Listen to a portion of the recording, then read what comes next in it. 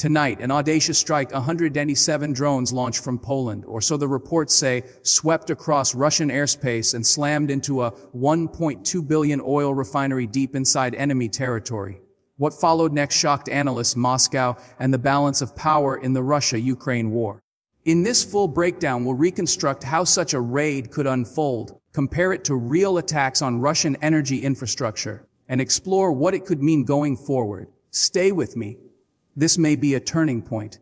In the early hours before dawn, waves of long-range drones crossed vast stretches of contested airspace, slipping past multiple radar defenses. Supporting them, autonomous drones equipped with heavy weapons and explosives advanced in synchronized formation. Working together, they overwhelmed fortified bunkers and critical control towers at the refinery.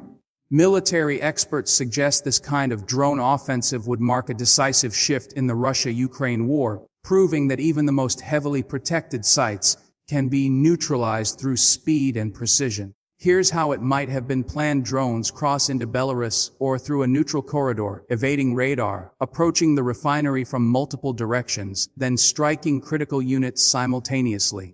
First, small surveillance and jamming drones blind early warning radars. Next, waves of decoys confuse interceptors, while the final wave of armed drones deliver explosive payloads. Their targets distillation units, control centers, fuel storage tanks, pipeline junctions, and power transformers.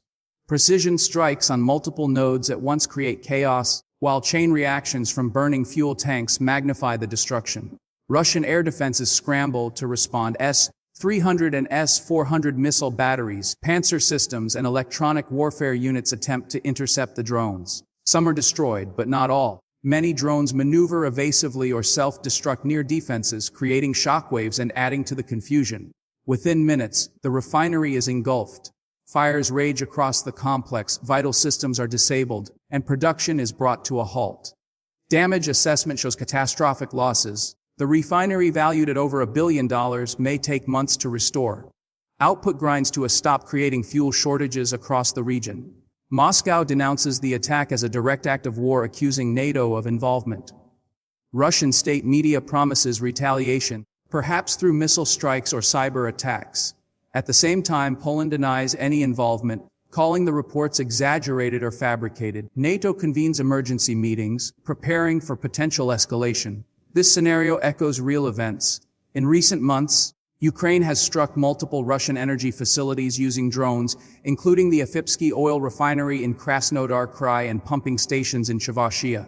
Reports indicate nearly 38% of Russia's refining capacity has already been disrupted by Ukrainian drone attacks, a staggering blow to Moscow's war machine. Russia has responded with increased use of drones and missiles against Ukrainian and NATO border regions, while the European Union is pushing for a drone wall to protect its frontiers. The strategic implications are clear. Attacks on refineries cut directly into Russia's war economy, limiting its ability to supply fuel to military logistics and civilian infrastructure.